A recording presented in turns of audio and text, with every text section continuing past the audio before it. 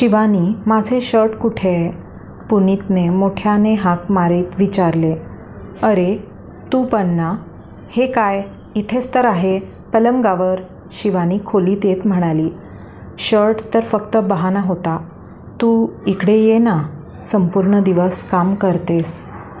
शिवानीला आपल्या मिठीत ओढत पुनीत खट्याळपणे म्हणाला. सोड ना, काय करतोस? खूप काम आहेत मला. लटक्या रागात शिवानी म्हणाली. अगं वहिनी, सॉरी, चालू दे तुमचं, मी जाते. दरवाजा उघडा असल्यामुळे पावनी सरळ आत आली. तिला पाहून दोघांनाही लाजल्यासारखे झाले. अगं नाही, असे काहीच नाही. काही काम होते का पावनी? शिवानीने आपल्या नंदेला विचारले. वहिनी, नवी कामवाली आली आहे, आई बोलावते तुला, पावनीने सांगितले. शिवानी या घरची सून नाही, तर या घरचा आत्मा आहे. ती या घरात आली आणि अगरबत्तीच्या सुगंधाप्रमाणे प्रेमाचा सुगंध पसरवत घराशी एकरूप झाली. शिवानी आणि पुनीतच्या लग्नाला 8 वर्षे झाली आहेत. घरात पाऊल टाकताच एका जबाबदार गृहिणीप्रमाणे तिने घराची सर्व जबाबदारी घेतली. शिवानीच्या सासूसासऱ्यांना तिचे कौतुक करताना शब्द अपुरे पडतात. पावनीलाही ती नणंद न समजता छोट्या बहिणीप्रमाणे वागवते. लग्नानंतर काहीच दिवसांनी शिवानीच्या सासूबाईंना पॅरालिसिस म्हणजे पक्षाघाताचा झटका आला. त्यांचे अर्धे शरीर अधू झाले. मात्र शिवानीने केलेल्या सेवेमुळे 6 महिन्यांच्या आतच तिच्या सासूबाईंची तब्येत खूपच सुधारली. ती अगदी मुलीप्रमाणे सासूची काळजी घेत होती. सासूबाईही तिला आपली मुलगी मानायच्या. सासऱ्यांना मधुमेह होता. शिवानी त्यांचे औषध वेळेवर द्यायला विसरली असा एकही दिवस गेला नव्हता. शिवानी या घराशी एकरूप झाली होती. आई, उद्या शाळेत विज्ञानाचा प्रकल्प द्यायचा आहे. शिक्षकांनी सांगितले की उद्या सर्वांना प्रकल्प पूर्ण करून द्यावाच लागेल. विभोरने सांगितले. अरे बापरे, पुन्हा प्रकल्प? शिक्षक मुलांना अभ्यासाला लावतात की त्यांच्या पालकांना हेच समजत नाही. कधी हा प्रकल्प तर कधी तो. शिवानी वैतागली होती. शिवानी, तुझा फोन आलाय, सासूने आवाज दिला. आले आई, शिवानी म्हणाली. बाळा, तू कपडे बदल, मी लगेच येते, शिवानीने विभोरचा गाल थापटत सांगितले. हॅलो शिवानी, मी ज्योती. पुढच्या आठवड्यात आपल्या महाविद्यालयातील सर्व मित्रमैत्रिणी एकत्र भेटणार आहेत. तू येशील ना? खूप मजा येईल. आपण सर्व मिळून जुन्या आठवणींना उजाळा देऊ. किती मजा केली होती आपण. तू यायला नकार देऊ नकोस, ज्योतीने सांगितले. एकत्र भेटायचे माझ्यासाठी शक्य नाही ज्योती. घरात खूप काम आहे. वेळ असतोच कुठे, शिवानी म्हणाली. शिवानी, तू खरंच बदलली आहेस. तुझ्याकडे कधीच वेळ नसतो. कुठे गेली आमची ती रॉकस्टार? आम्ही ठरवले होते की बऱ्याच दिवसांनी तुझ्याकडून गिटारवर तेच गाणे पुन्हा ऐकायचे. श्रेया अमेरिकेहून येणार आहे आणि तू इथेच राहूनही तुझ्याकडे वेळ नाही. चल, यायचं प्रयत्न कर, असे म्हणत ज्योतीने फोन ठेवला. सर्वांनी एकत्र भेटायचे, ती स्वतःशीच पुटपुटली आणि पुन्हा कामाला लागली. रात्रीचे जेवण आणि सर्व कामं आटपून थकून स्वतःच्या खोलीत आली. कपडे बदलण्यासाठी तिने कपाट उघडले. अचानक तिची नजर महाविद्यालयातील त्या जुन्या अल्बमकडे गेली. आई, झोप येते, चल ना, तिची ओढणी पकडत विभोर म्हणाला. शिवानीने अल्बम बाजूला ठेवला आणि विभोरला झोपवू लागली. तो झोपल्यावर ती अल्बम पाहू लागली. जुन्या आठवणी जाग्या झाल्या. संपूर्ण महाविद्यालयात ती रॉकस्टार म्हणून ओळखली जायची. कितीतरी मुलांना ती आवडायची, पण तिनं कधीच कोणाला भाव दिला नाही. संगीताची आवड तिला लहानपणापासूनच होती. त्यातच वडिलांनी तिला गिटार आणून दिली आणि ती रॉकस्टार झाली. महाविद्यालयात कार्यक्रम असो किंवा आंतरमहाविद्यालयीन स्पर्धा असो, ती नेहमीच प्रथम क्रमांक पटकवायची. ती शिमला सहलीचे फोटो बघू लागली. शेकोटी पेटवली होती आणि ती गिटारवर गात होती. उद्या असो न असू आपण, क्षण आठवणीतले हे क्षणोक्षण, क्षण हे आहेत प्रेमाचे क्षण. चल ये माझ्यासोबत चल, चल कसला विचार, छोटेसे आहे जीवन. त्यावेळी ती फक्त गात नव्हती, तर ते क्षण मनापासून जगत होती. काय झाले, आज झोपायचे नाही का? घड्याळाकडे बघ, रात्रीचे 11 वाजलेत, पुनीत म्हणाला आणि जणू ती त्या जुन्या क्षणांमधून अचानक बाहेर आली. हो, शिवानीने सांगितले आणि कपडे बदलायला गेली. दुसऱ्या दिवशी उठून सर्वांचा नाश्ता बनवला, विभोरला अंघोळ घालून शाळेत पाठवले. कामवाली यायची वेळ झाली होती. तिने उष्टी भांडी धुवायला ठेवली, सासऱ्यांसाठी चहा बनवायला ठेवला आणि मशीनमध्ये कपडे धुवायला टाकले. घड्याळात बघितले तर 10 वाजले होते. पुनीत 11 वाजता कामाला जाईल. त्याचा डब्बा बनवणे बाकी होते. सकाळच्या वेळेस शिवानी एखाद्या रोबोसारखीच असते. 11 वाजले, बहुतेक आजही कामवाली येणार नाही असा विचार करत शिवानीने डब्बा तयार केला. काही कामानिमित्त ती तिच्या खोलीत गेली. काल रात्री तिने तो अल्बम टेबलावरच ठेवला होता. तिने तो उघडला. त्यानंतर स्वतःला आरशात बघितले. कुठे गेली ती शिवानी? स्वतःला आरशात बघत शिवानी विचार करू लागली. पदवी घेतल्यानंतर वडिलांची तब्येत बिघडली होती. त्यामुळे त्यांनी शिवानीचे लग्न करायचे ठरवले. त्यातच पुनीतचे स्थळ आले आणि त्यांनी होकार दिला. या घरात आल्यानंतर एक अल्लड मुलगी कधी इतकी जबाबदार झाली हे शिवानीला समजलेच नाही. तिच्याकडे कोणत्याच गोष्टीची कमतरता नाही. मात्र आज तिच्या चेहऱ्यावर हास्य तेव्हाच येते जेव्हा घरातील सर्व आनंदी असतात.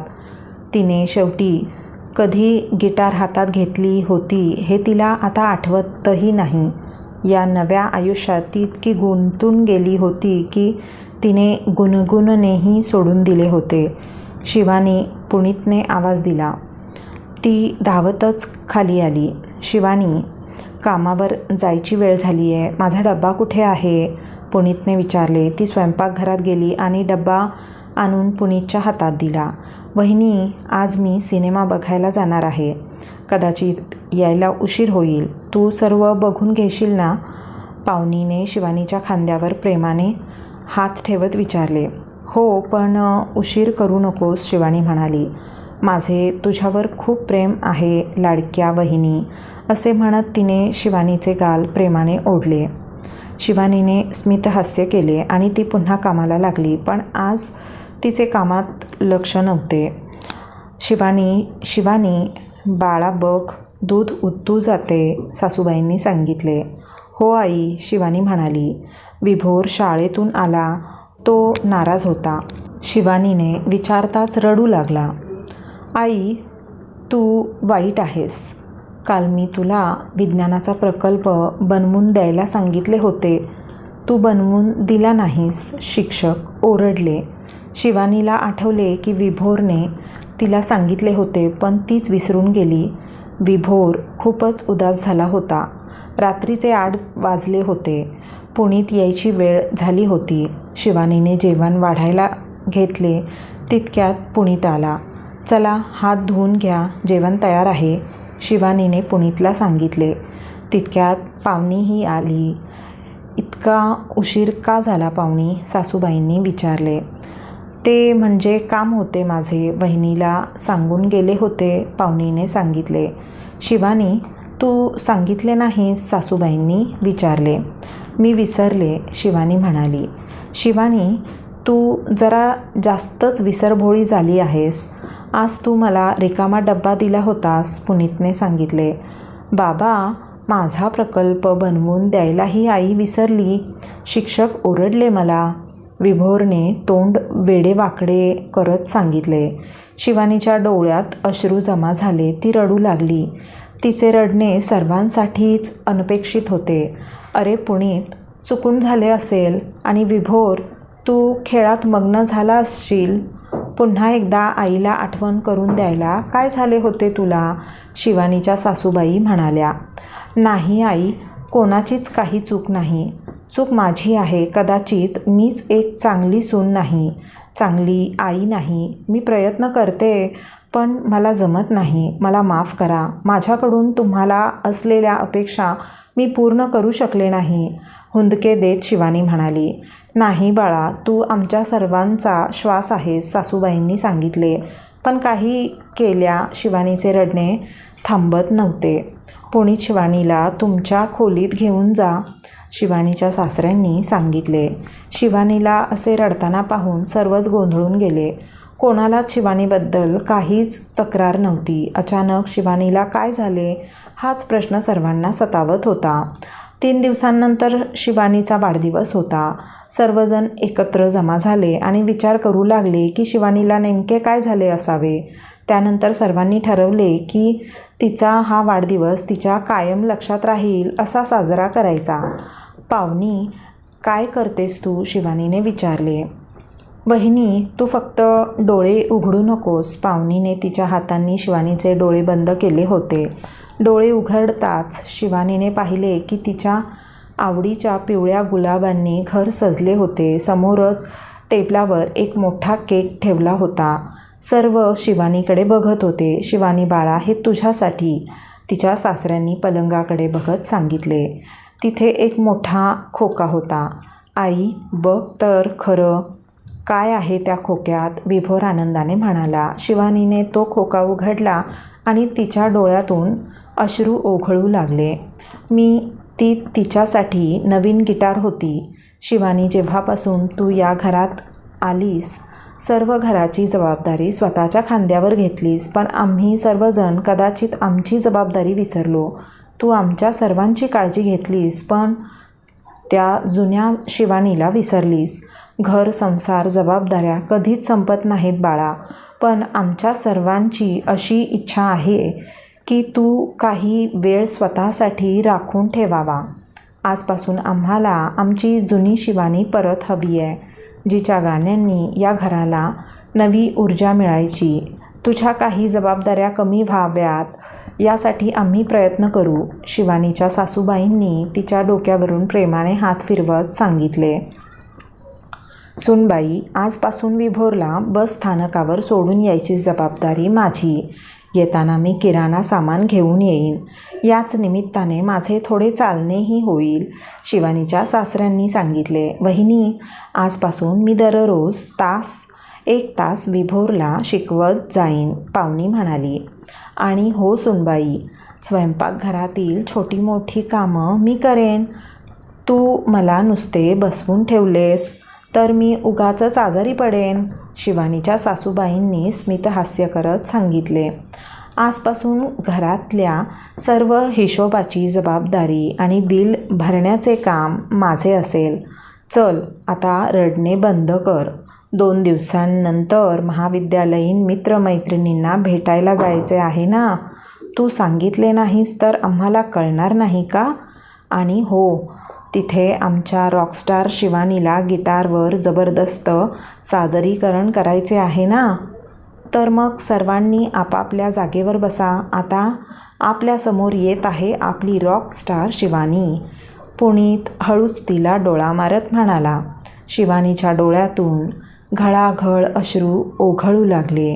आता शिवानी गिटार वाजवत होती आणि घरातील सर्वजण एका सुरात गात होते. एकमेकांवर खूप प्रेम करतो आम्ही. तर मित्रांनो, अशा सुंदर अविस्मरणीय कथांसाठी चॅनलला सबस्क्राईब करायला विसरू नका. धन्यवाद.